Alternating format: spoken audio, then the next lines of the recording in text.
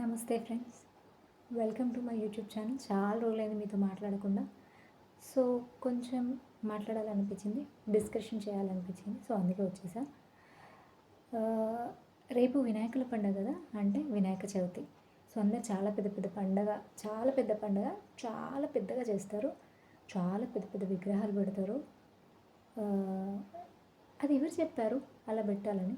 పెద్ద పెద్దవి పెట్టాలి విగ్రహాలని, చిన్న చిన్నవి పెట్టుకోవచ్చు కదా.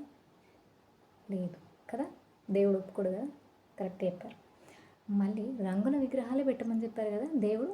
అలాగైతేనే కదా అందరికీ కోరుకున్నవి ఇస్తా అన్నాడు, అంతే కదా. లేదంటే అన్నం కూడా పుట్టదు మనకి. అలా పెట్టకపోతే, పెద్ద పెద్ద విగ్రహాలు, రంగుల విగ్రహాలు పెట్టకపోతే మనకు అన్నం కూడా పుట్టదని చెప్పాడు దేవుడు. అవును కదా, కరెక్టే కదా. మరి ఎందుకండి, ఎవరు చెప్పింది? ఏ దేవుడు చెప్పింది? ఎందుకు అలా చేయడం? కళ్ళ ముందర ఎవరైనా చనిపోతుంటే చూస్తుంటాం, కానీ రూపాయి దానం చేయం, రూపాయి హెల్ప్ చేయం కదా. ఇది కరెక్ట్ కదా. ఇదే చెప్పారు కదా దేవుడు, నాకు చెయ్యి అనే చెప్పారు. నా విగ్రహాలు పెట్టు, కలుషితం చెయ్యి, గాలిని కలుషితం చెయ్యి, నీళ్ళని కలుషితం చెయ్యి అని చెప్పాడు కదా. ఇవన్నీ చేసి డబ్బులు చాలా ఎక్కువయ్యాయి కదా మీ అందరి దగ్గర. చిన్న విగ్రహాలు పెట్టుకుంటే దేవుడు కాదా? మట్టి విగ్రహాలు పెట్టుకుంటే దేవుడు కాదా? ఎవరు చెప్పారు?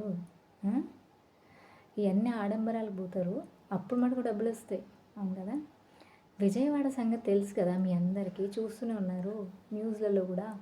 మనకు సాయం చేసేది ఉంది కదా కొంచెము కుప్పు.